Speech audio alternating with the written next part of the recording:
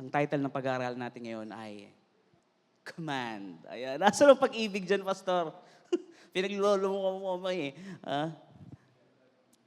John chapter 13 verse 34 says, "A new commandment I give to you, that you love one another as I have loved you, that you also love one another." Tama ba? Alright. Parang tama naman no? Ang sabi niya, "A new commandment I give to you." Meron bang sinabi dyan na every February 14? This is the new commandment I give to you. Every Feb 14, love one another as I have loved you. Ang Panginoon, pag nagsabi ng isang command, from that day on, it is a command until now. At hanggang matapos ang mundo, hanggang matapos ang ating buhay, ang mundo natin, mga kapatid, yon ay isang command. Sino po sa inyo dito ang naranasan ng mabigyan ng isang command? Naranasan niyo ba pumasok or mapasali sa ROTC? Sa NSTP? Sa CAT? Yan. So, may mga ibang terminologies lang, iba-ibang terminologies pag nasa ROTC ka or nasa NSTP ka, pero ganun pa rin, merong command. Pag may command, kailangan sundin. Kailangan gawin. The love command na ibinigay sa atin, yung commandment na ibinigay sa atin to love one another, mga kapatid, this is not optional. Sabi mo sa katabi mo, it is not optional. Pwede mo bang piliin yung iibigin mo? Hindi. Yung katabi mo, yung nasa harap mo, kahit na nakakainis talaga yung pagmumukha at yung ugali, wala kang excuse, kailangan mong ibigin yan. Naintindihan natin? Kahit na paulit-ulit mong pinagsasabihan pero parang hindi nakikinig o parang pumapasok dito, lumalabas doon, wala tayong magagawa. Kailangan nating ibigin yan. Amen? Alam nyo, dito sa church na to, marami na tayo naging practice niyan. Marami nang binigay sa atin ng Diyos na parang sa terms ng ng law or legal, basta yun na yun. So marami nang binigay sa ating tao to practice our love. Napansin nyo ba yun? Di ba? Yung kailangan hindi mo paganahin yung 5 senses mo. Para at least matutunan mo siyang ibigin. Wag mong pagaganahin yung basta kailangan mong i-deny yung sarili mo.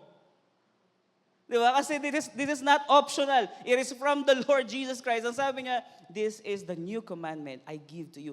Napansin niyo ba or nakita niyo ba yung tinuro ni Pastor Paul last time nung Sunday, nung Wednesday? Isipin mo pa lang, nagkakasala ka na. So really, it is not optional. Hindi mo pwedeng piliin. Kanina, before mag-start, talagang sinubok ako ng Panginoon. Kanina kausap ko sabi ko kay, di ba, sabi, wag nating piliin. This is not optional. Love one another. Kinausap ko yung kapatid ko. Hulaan nyo na lang kung sino. Dahil mahal ko yung tao na to, hindi natin pipigilan. Pero, babawasan natin ng dalahin. Di ba? Hindi para sa akin, kundi para sa kanya. Dahil alam ko naman ang kapasidad niya magmaneho bilang isang kuya. Pero dahil iniibig ko siya, and this is not optional, kailangan ko talaga siyang ibigin. Kailangan ko kayong ibigin. Kailangan niyo akong ibigin no matter what. Amen? Dahil this is prerequisite, mga kapatid, if you don't love one another, if we don't love one another, alam mo yung tinuro ni Pastor Paul last week, hindi natin kayang gawin. We cannot manage the kingdom na binigay sa atin ng Panginoon, na pinagkatiwala sa atin, if we cannot love one another. So what the Lord's command means is two things. Loving one another, yan nga yung sinabi ko kanina, is not optional. John chapter 15 verse 17, these things I command you, that you love one another. So walang pwedeng, kahit napuntahan yung ibang verses mga kapatid, magbibigay ako sa inyo ng verses, tingnan nyo kung merong salungat doon sa command ni Jesus Christ, no? Galatians chapter 5 verse 14, take that note. Tingnan nyo. 1 John chapter 3 verse 11, 1 John chapter 4 verse 21, 1 Peter chapter 4 verse 8. Sabi niya, above all things, have fervent love for one another, for love will cover a multitude of sin. Alam niyo ba kung gaano kasarap magkaroon ng ambience na punong-puno ng pag-ibig? Alam niyo din ba kung gaano ka nakakasuka magkaroon ng ambience ng punong-puno ng inggit, hatred, at ng kompetisyon? Do you know the feeling? Selfishness. Ang hirap pag kami ganyan kasama. But you can just imagine, pagpasok mo sa loob ng simbahan na ito, o kaya kahit sa community nyo, kung ikaw ang magdadala ng torch, di ba? Ng pag-ibig, ipakita sa lahat ng tao that I am a disciple of Christ. Because I know how to love. I know how to forgive. Because love covers a multitude of sin. Maraming nangyari sa iyo sa past. At marami mangyayari sa iyo in the near future.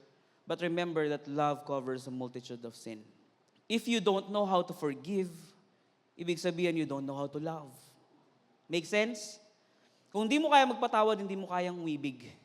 Hindi mo pwedeng sabihin sa akin, mahal na mahal ko tong taong to, pero hindi ko kayang patawarin yung kapitbahay ko. Dahil yung pag-ibig mo sa tao na yan will means temporary. Hello? Pag nagawa niya, yung nagawa ng kapitbahay mo sa'yo, kamumuhian mo din yung taong mahal na mahal mo ngayon. With the same reason na ginawa sa'yo ng kapitbahay mo, kaya mo siya kinamumuhian ngayon, ginawa sa'yo ng taong pinakamamahal mo, mas masakit yun. Kasi mahal na mahal mo eh. Kamumuhian mo din. But love covers a multitude of sin. Alam mo yung multitude? Napakarami. Kahit na gaano karaming kasalanan ng tao na to sa'yo, you can forgive them. You can forgive them because you know how to love. Amen po ba? Pangalawa, loving one another means loving every believers. Yan. Kung yung kapwa-believer mo nga, hindi mo na kayang ibigin ng legit at genuine, how much more yung mga unbeliever? Hello? We can only show love and gesture, no, yung pagiging mabait sa ibang tao pagka gusto mo. Tama? Pero pag ayaw mo, aminin natin at sa hindi, dito sa loob ng simbahan, lahat tayo dito puro believers. Tama? Yun ang problema. Kasi puro believers. You see the difference? If you are just a believer, you cannot represent the commandment of Jesus Christ. You know how? You know why? Kasi ang believer, pinaniniwalaan niya lang yun eh. So kailangan natin talagang ibigin yung mga believers so that they may know that we are a disciple of Christ. Alam niyo yung ambassador?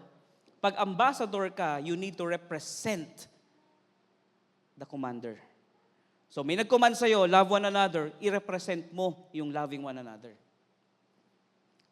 to those believers. Ngayon, yung believers naman, pag nakita that you are that we are loving one another, yung believers na yon mag-evolve, magiging representative na din at disciple. Hindi lang basta believer na lang. Naintindihan po natin? Amen po ba? Sabi ko kanina, yung pag-ibig sa ibang tao, hindi lang basta yung attracted ka kasi sa kanya o yung gusto mo kasi siya. May pakinabang ka kasi kaya mo iniibig siya. Kahit wala kang pakinabang, kahit wala kang makukuha sa kanya, kahit wala kang benefit, kailangan iniibig pa rin natin siya. Sa tingin nyo ba may benefit sa atin ng Panginoong Yesus? Ang sakit nga ng ulo eh. Di ba? Sakit tayo sa ulo. Dahil ang dami niya ng commandment na binigay sa atin, isinamap niya na sa 2. Sinamarize na lang sa 2. Hindi pa rin natin nagagawa. Walang pakinabang, wala tayong pakinabang, pero inibig pa rin niya tayo. Hello? Sabi kanina ni Commander-in-Chief, minamaliit niya yung sarili niya. Di ba? Ganon talaga. All of us will tend to small ourselves. Small ourselves, di ba? O sige, ano yung ibang term sa small? O di ba? All of us will tend to minimize ourselves. O ano pa? Ano pa ibang term? All of us will tend to, will belittle, will micro ourselves. Kaya lang naman kasi nagkakaganon kasi hindi mo kilala sarili mo. Amen? That's the real problem.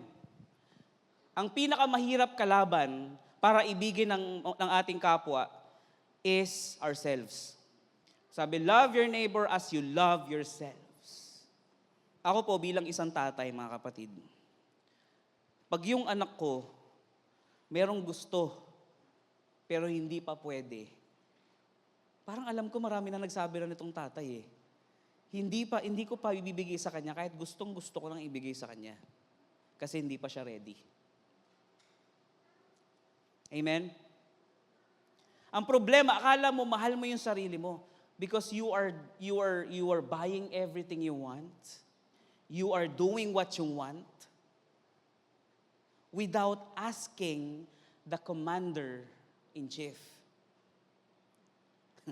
Hindi yung isang yun yung totoong commander na.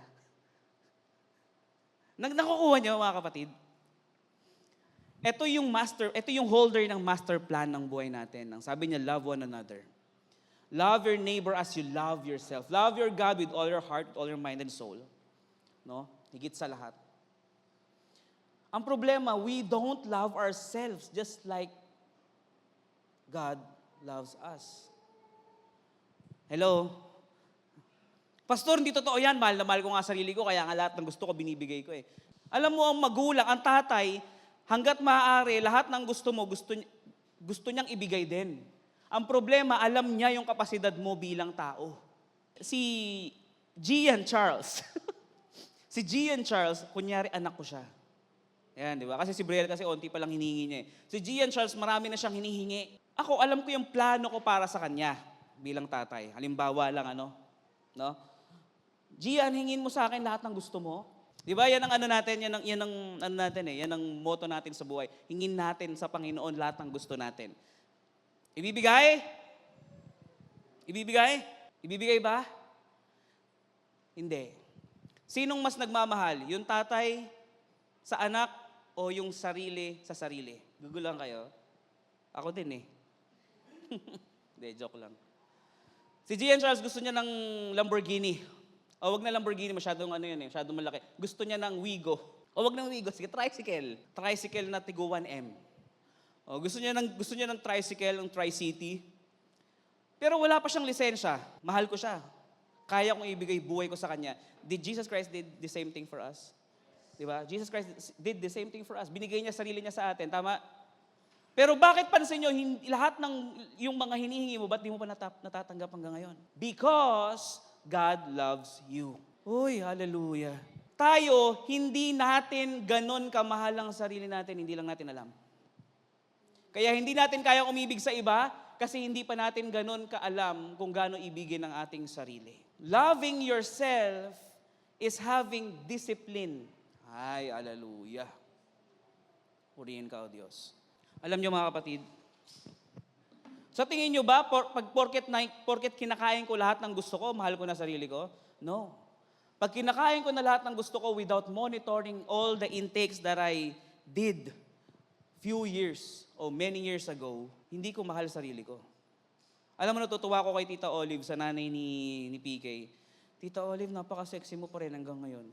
Kasi gusto kong mag-alaga pa ng mga apo ko. Gusto niya malakas siya para mag-alaga ng mga apo niya. Nakita niyo yung mindset? So anong ginagawa? Dinidisiplina yung sarili. Nakuha niyo? Make sense? So kailangan pala, bago tayo umibig sa iba, alam din natin umibig sa ating sarili. Hindi porket binibili mo lahat ng gusto mo, iniibig mo na sarili mo. Alam mo yung pamper? Diaper. Alam niyo yung pampering, yung pinapamper natin yung sarili natin, hindi po masama yun. Hindi po masama yun. Dahil marerelax ka dun eh. Ang masama, yung ginagawa mo lahat nung gusto ng flesh mo, nakakala mo, iniibig mo yung sarili mo. You know, loving yourself is fulfilling the will of the Lord into your life. That's it. Ngayon, paano natin iibigin yung kapwa natin? Yung sinasabi niya, love one another. Paano? Ay, hallelujah. Eh di kung ano yung gusto ng Diyos na mangyari sa sarili mo, ganun din ang ipasa mo sa iba. Hindi porket sinabing love one another, eh kung ano yung nararamdaman mong masarap sa flesh mo, hindi na gagawin mo sa iba. Pares kayo mahuhulog. Hindi kayang gabayan ng bulag ang kapwa niya bulag. Amen? Nagets niyo po yung ibig sabihin ng loving yourself? Hindi po ito, alam nyo, bilang kami ay mga gym boy, di ba, Niel? Para po sa hindi nakakaalam, yung aking kapatid ngayon ay gym boy na. Dati, nung ako nag-gym, inaasar niya ako, uy, quiz, gym boy, gym boy. Ngayon, siya na gym boy. Everyday, di ba? Everyday nasa gym. Kasi katapat ng shop nila, gym na. Gym boy na siya ngayon. Alam nyo, dati pagka nagkakainan kami, nag-aagawan kami niyan sa matitira na pagkain. Ngayon, grabe na disiplina niya, no? Okay? Di ba? Totoo ba? Medyo. Pero may improvement. Bakit? Kasi nga, dinidisiplina niya na yung sarili niya. Pag dinidisiplina mo yung sarili mo, inaalagaan mo, mahal mo sarili mo. Ngayon, pag mahal mo sarili mo, lalabas na yan. Mag-overflow na yan. Ipapasa mo naman din sa iba ngayon yung formula kung paano disiplinahin yung sarili. Para maging ready na rin sila doon sa para sa kanila. Kaya hindi pa natin nakukuha yung para sa atin kasi hindi pa tayo prepared. Amen? Hallelujah. Praise the Lord. Loving one another is not optional. Loving one another means loving every believers para malaman nila, hallelujah, na tayo ay disipulo. Amen? Every believers doesn't mean that they are also a disciple. Maliwanag? Hindi porket believer, disciple. Iba po yung disciple sa believer. Amen? Hallelujah. Palalimin natin yung pagkakaalam natin sa ibig sabihin ng believer. Sino po dito believer? Tayo, before, kiniklaim ko na mga kapatid, na lahat tayo dating believer. Na gustong-gusto lang yung kanta ng worship song, di ba? Pagka narinig yung worship song, taas tayo ng kamay. Then after the worship, paglabas ng simbahan, hindi mo na makikita na siya ay disipulo ni Kristo. Siya lang ay believer. Nakikinig ng worship songs oy, believer to. Di ba? Pag narinig, oy, Christian, believer to guys. Pero pag nakita nila, grabe naman to. Sinampal na nung kapitbahay niya. Iniibig niya pa rin. Disipulo ni Kristo to. Iba yung impact. Amen? These are the different kinds of love. No? That are stated in the Bible. Number 1 is eros. The word eros, alam na natin to, di ba? Ano ibig sabihin ng eros? It is used to describe the love of pleasure. The love of what? The love of that which pleases you and me. That is eros kind of love. Philia naman is yung attraction. No? Or yung parang brotherly. Okay? Meron pa yung storge or storge. Di ba? Yan naman ay yung family love. Okay? So yung agape naman, na pagka pronounce mo siya is agape. It is used to describe the love of God. Ito yung yung pag-ibig na iginawad niya sa atin, na gusto niya na ipasa rin natin sa iba. The agape kind of love. Hindi po yung eros kind of love. Hindi yung philia kind of love. Hindi rin basta storge kind of love. Ang gusto niya is agape. Pagka kasi agape, it is unconditional. Di ba sanay tayo ng pag umiibig tayo, conditional. Tama? Ibigin ko to, pero may mga kondisyon. Kailangan ganito, kailangan ganire. No? Tama ba yun? I mean, praise the Lord. So mga kapatid, ano ulit yung agape? It is not easy to define. Itong agape love na galing sa Panginoon, hindi po madaling i-describe. No? Sabihin mo na lahat ng kayang banggain para lang ipakita sa iyo yung pag-ibig. Yun na yun. No? Hindi madali. It is God's provision of love. No, sabi mo sa katabi mo, it is God's provision of love. Yun yung agape. You don't deserve it, pero nakukuha mo. Amen? Sabi ko nga, motto ko, mahalin mo kahit hindi nila deserve. Di ba? Kahit hindi nila deserve yung pag-ibig mo, bigay mo. Ang hirap gawin. Sa totoo lang, napakahirap pong gawin. Kaya nga, madaling sabihin yung I love you, pero mahirap gawin. Sa tingin nyo ba, madaling ibigin yung taong pagka may hiningi ka, hindi binigay? Minsan nga kahit ang Diyos tinatanong natin, Lord, bakit ang tagal? Lord, bakit ayaw mo? No? Pag may hiningi ka sa Panginoon at walang sagot, it means no. Huwag ka na munang umasa. If you want to have a father and son relationship with the Lord, kailangan open tayo sa mga no and yes. Amen po ba? At alam mo ba, kahit hindi ibigay sa iyo ang isang bagay na hinihingi mo, it is still a form of love. Provision ng Panginoon sa iyo yun. Lagi ko nga tinetestify o lagi kong ibinabahagi sa mga nakakausap ko. Before, meron ng mga binibentang mga bagay-bagay na hindi ko na ginagamit. Nagtataka ko, ang tagal-tagal na hindi pa mabenta. Alam niyo kung anong provision doon? Kung doon sa hindi ko siya mabenta? Ang provision doon, kasi hindi ko pa kailangan yung pera, pero gusto ko na siya ibenta. Nakakuha natin? Pero nung kailangan na namin ng pera, dahil manganganak na si Jade, nagulat ako, nakalimutan ko na yung post na yon, may nag-inquire at binili. Hallelujah. Hindi ba ako mahal ng Diyos? Lord, gusto ko na ibenta to sayang kasi hindi ko na nagagamit, di ba? Ang tagal-tagal na hindi mabenta-benta. Kung nabenta yun, nung mga panahon na may pera ako at hindi ko kailangan yung mapagbebentahan ng pera, malamang yung napagbentahan nun, nagastos ko na sa walang kwentang bagay. Na-experience nyo na yan? Na-experience nyo na ba yan?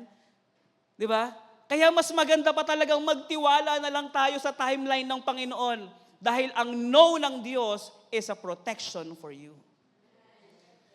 Hindi porket tinatanggihan ka ng Panginoon, hindi ka na niya mahal. Provision ng Panginoon ng every rejection na hinihingi mo sa Kanya. Dahil tayo, hingi lang tayo na hingi, hindi naman natin alam kung anong gusto natin. Mas alam ng Diyos kung anong gusto niya para sa atin at makakabuti sa atin. Hallelujah. Sa mga kapatid naman natin, hindi porket tinanggihan ka dahil umuutang ka, hindi ibig sabihin nun, hindi ka na niya mahal. Umuutang ka ng 300,000, ang pera niya lang 10,000. Ibig sabihin ba nun, hindi ka niya mahal? Kung hindi ka niya mapahiram, anong gagawin niya? Hallelujah ka. Nakukuha natin? Hallelujah. Hindi lahat ng rejection ay hatred. Tandaan natin yan. Pag sinabi ng Diyos, no, matuwa ka. Ibig sabihin, thank you, Lord. Kasi hindi ko pa talaga kailangan pala yun ngayon. Mas ma-appreciate mo yung provision niya doon sa talagang kailangan mo na siya at binigay siya sa'yo. Ay, hallelujah. Sana nagigets nyo na. Ngayon naman, paano naman nating iibigin ang ating kapwa na hindi natin kayang ibigin? Ayan. Bibigyan ko kayo ng pointers. May formula tayo ngayon dito. May mga steps tayo. Paano natin iibigin yung mga tao na hindi natin iniibig? Gusto niyo malaman kung paano? Gusto niyo malaman kung paano? Ask me why. And ask me how. Ito na. Step 1. Okay? Ano nakalagay? I. So, ibig sabihin, basahin nyo. I must. Hallelujah. Asin! Ang alat nun, guys. I must confess my lack of love as a sin. Yung hindi natin kayang ibigin, i-consider natin yan, i-confess natin yan na kasalanan against the Lord. Bakit? Bakit against the Lord? Siya na mismo nag-command na love one another. Ibig sabihin, yung hindi mo pag-ibig sa kapwa mo, kasalanan, hindi.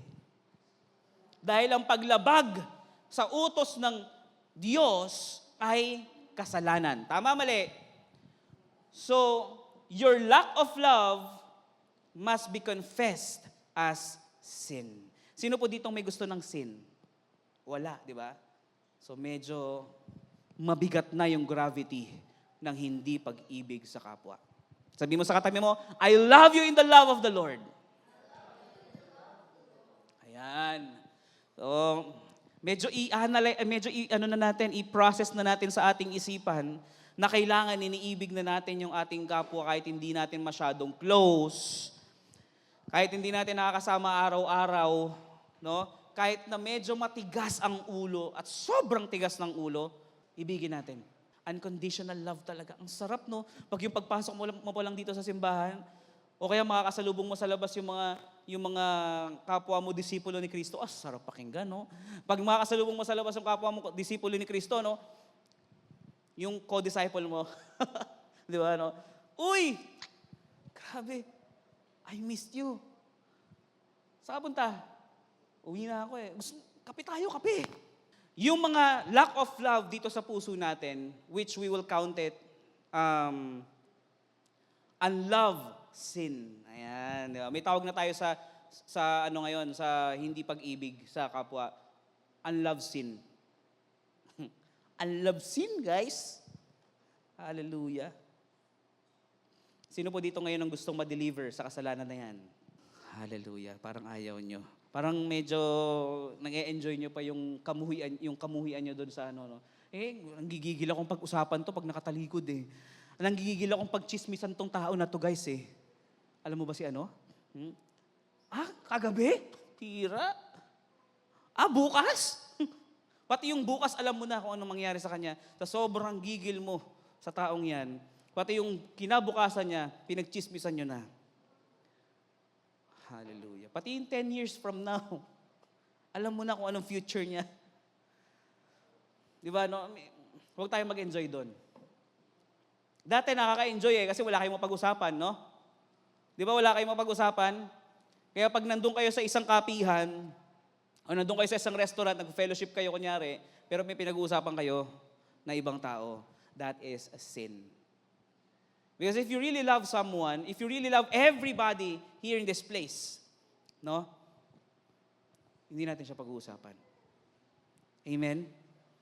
Sabi, a small mind, sabi ni Pastor Lovie. Kilala niyo si Pastor Lovie? Lovie po? Sabi ni Pastor Lovie, a small mind talks about other people. But big mind, kilala niyo si big mind? Mega mind. Pambira to si Alex Calieo na medyo na ano ako. Huwag kayong manood doon Baka makuha niyo eh. But big mind talks about the principles of God. Pag nagkita-kita kayo kahit yung sobrang close mo na, para maiwasan nyo yung kasalanan sa pag-unlove ng ibang tao o ng mga kasama natin sa simbahan, o kahit na kung sino man yan, pag-usapan nyo kabutihan ng Diyos. Huwag yung ibang tao.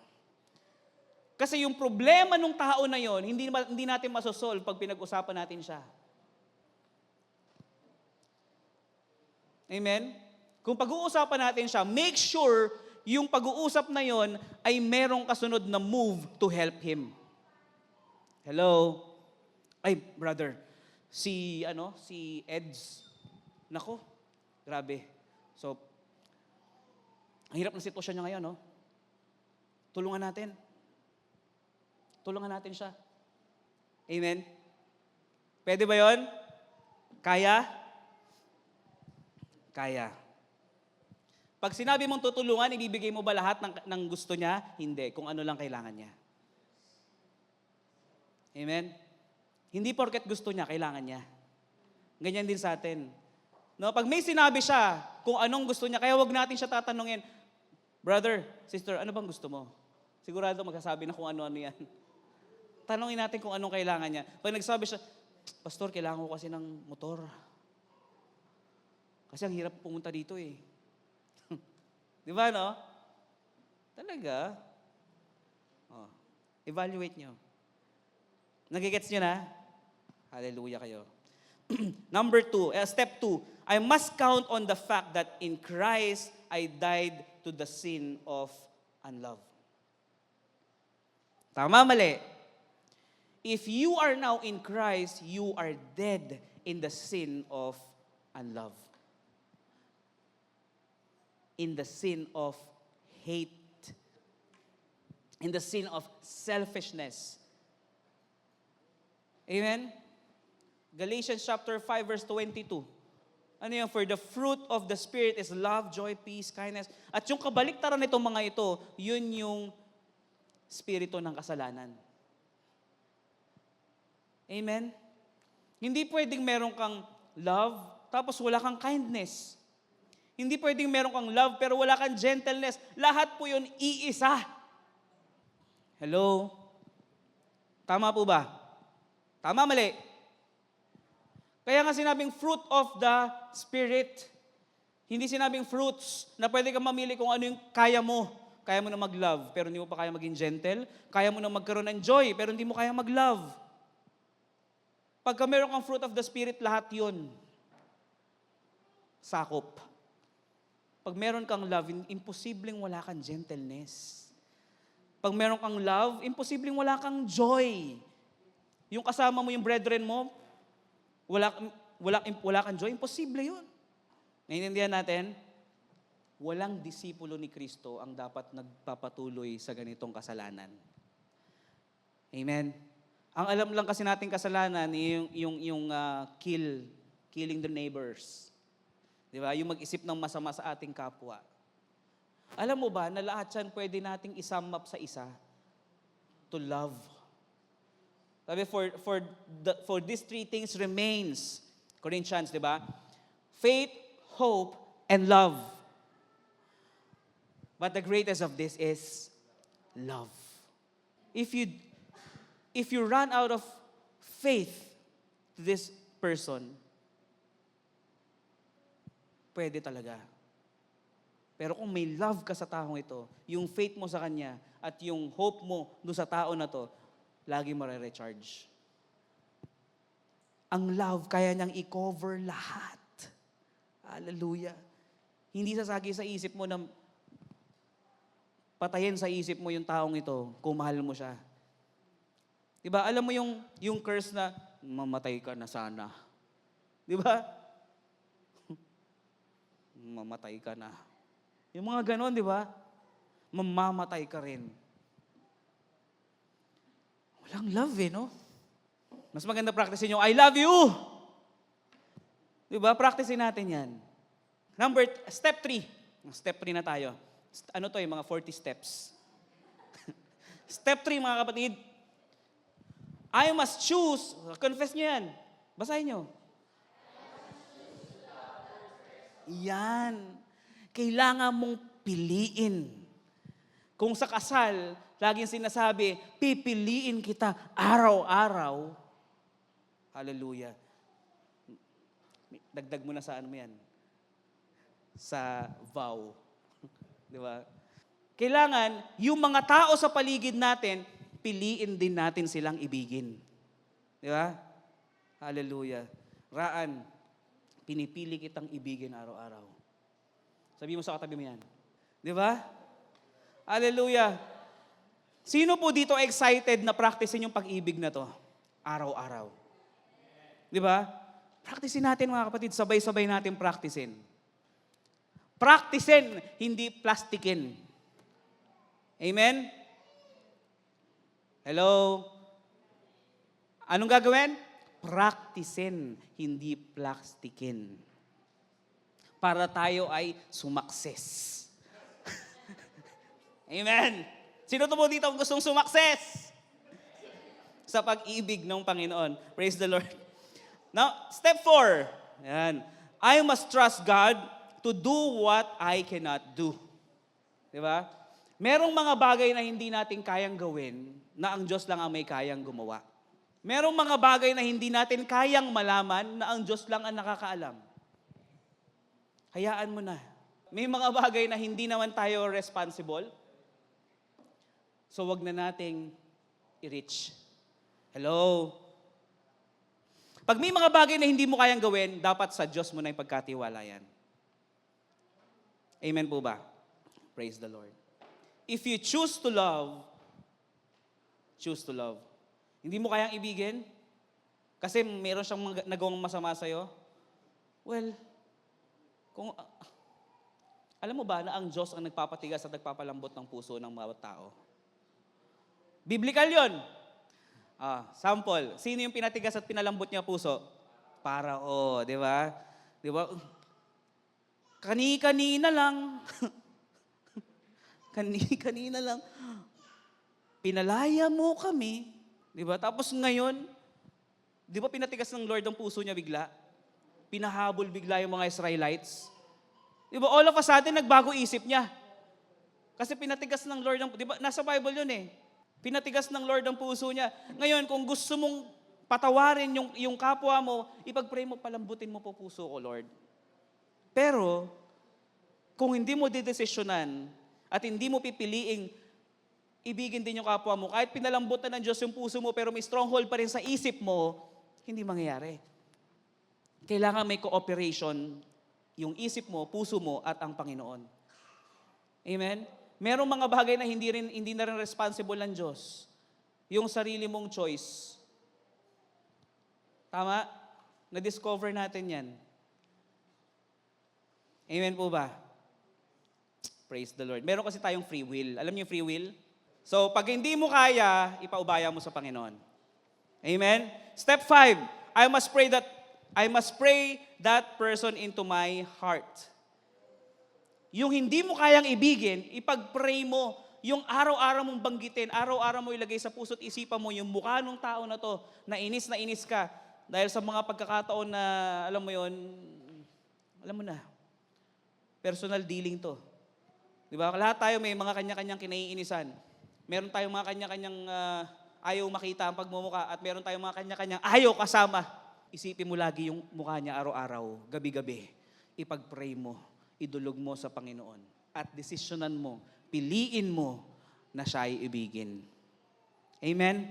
Step 6, I must earnestly seek to change my attitude toward that person. Dahil ang lahat, nagsisimula sa pakikitungo. Alam mo ba mga kapatid, noon meron akong kapitbahay na kinaiinisan. Alam ng asawa ko yan. Di ba? Nakakainis to. Grabe. Papadre pa ako dito, napakaangas. Di ba, mami? Ngayon, alam nyo, dahil mas pinili ko na baguhin yung attitude ko towards that person. Kung nagpakita ako ng doon, yung maangas din ako, baka wala na ako ngayon dito. Pero nung binago ko yung attitude ko towards that person, kuya, basta po, tanong nyo, balagi ko binabati. Ngayon, na kami? Bati na kami. If you will change your attitude towards that person na kinaiinisan ninyo, mababago yung atmosphere. maniwala kayo sa akin, mababago at mababago. Hallelujah. Proven and tested ko na. Gusto niyo pa ng maraming kwento dyan? Sabihan niyo lang ako. Tanungin niyo ako kung sino-sino yung mga, di ba? Madami. Meron talagang may iba. Maniwala kayo. Promise. Di ba? Step 7. I may need to go see that person. Sabihin mo sa sarili mo, I may need. Kailangan mo talaga siyang puntahan. Kailangan mo talaga siyang makasalamuha. Hindi mo siya pwedeng iwasan. Paano mo siya iibigin at paano mo ayusin yung attitude mo towards that person kung hindi mo siya makakasalamuha? Hallelujah. Walang mangyayari kung iiwas ka. Amen? Tama, Eds? Hallelujah. Praise the Lord. Sino po dito may natututunan? Di ba practical yung pinag-uusapan natin, no? Madaling maintindihan. Hallelujah. Step 8. Yan. I must plan, sabi mo sa sarili mo, I must plan a positive behavior. Yan. Kailangan positive yung behavior natin towards the person na kinaiinisan natin. Na-excite ba kayo na practicein to? Sinong gustong practicein to? Alam nyo ba, pag ginawa natin lahat tong 8 steps na to, yun lang yun, 8 steps lang yun. Pag ginawa natin itong 8 steps na to, mga kapatid, sabi sa John chapter 13, verse 35, by this, all will know that you are my disciples, if you have love for one another. If you have love for one another. Yung 8 steps na yun, mga kapatid, pag pre-practice natin yun, pag ipinut natin into action, pag ginawa natin siya o in-apply natin siya sa buhay natin, by this, all, pag sinabing all, lahat ng tao, malalaman na tayo ay disipulo ni Kristo. Hindi lang tayo basta believer na. Di ba? Makikita ng tao, disipulo talaga tayo ni Kristo. Kasi yung inutos niya at kung ano yung traits niya, ganun din yung ginagawa natin. We will be like an ambassador. Amen? In conclusion, mga kapatid, yan.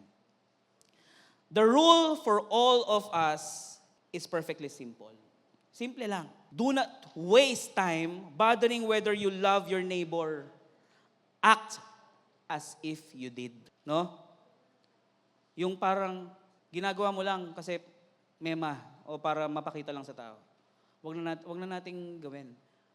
Gagawin na lang din naman natin, gawin na natin ng tama. Gagawin na lang natin, gawin na natin ang totoo. Amen po ba? As soon as we do this, mga kapatid, we learn one of the greatest secrets na meron yung iba. Alam mo yung kumpare ko kanina, tinanong ko siya, sabi ko, pare, ganda ng pinapagawa mong bahay dun sa bayaw mo ah. Kasi ganda talaga. Pag nakikita namin ni Jade yun, perfect yung pagkakagawa. Kung makikita niyo yun, grabe, pulidong-pulido. Si Joel gumagawa eh. Ganda ng pinapagawa. Oo, kasi wala naman akong luho eh. Wala naman ako ibang pagbibigyan pa. Pera niya kasi yung pinagpapatayo eh. Pati lupa, kanya din. Ganda. Pinapatayo ang bahay niya sa bayaw niya. Pero babayaran sa kanya. O, di ba? Pero at least hindi cash. O, hulug-hulugan. O, kasi sa kanya din naman nagtatrabaho, edi salary deduction na. Pero biruin mo, maglabas ka ng ganon. Ang ganda. Di ba? Alam mo, the greatest secret na meron yung mga successful sa buhay is because yung totoong successful, yung walang emptiness. Kasi ang totoong successful, yung walang emptiness sa kanilang mga puso. May makikita ka mayayaman, pero hindi yung definition ng success. Ang definition ng success ay may fulfillment sa kanilang mga puso. Ano yun? They know how to love. Amen? Hallelujah. Sino po dito may natutunan? Praise the Lord. Pwede po ba tayong lahat ay tumayo at tayo po ay manalangin? Praise the Lord. Ama namin Diyos sa mga kapangyarihan sa lahat, maraming salamat po sa pagpapaalala nyo sa amin na ibigin ang aming mga kapwa, aming mga kapatid sa pananampalataya. Nawa, ang lahat po na nandito ngayon, na nakarinig ng iyong salita, ay tumimo sa kanilang mga puso ang lahat ng mga salita na nanggaling sa iyo ngayong gabi. Idinideklara ko po ngayong gabi ang katagumpayan sa kanilang mga buhay patungkol sa pag-ibig sa kanilang mga kapwa at sa kanilang mga sarili at lalo na sa inyo, O Diyos. At sa nawa, huwag niyo pong hayaan na tumigas ang aming mga puso para ibigin at magpatawad sa iba. Ito po ang aking salmo at dalangin sa pangalan ni Jesus at ang lahat ay magsabi na Amen. Amen.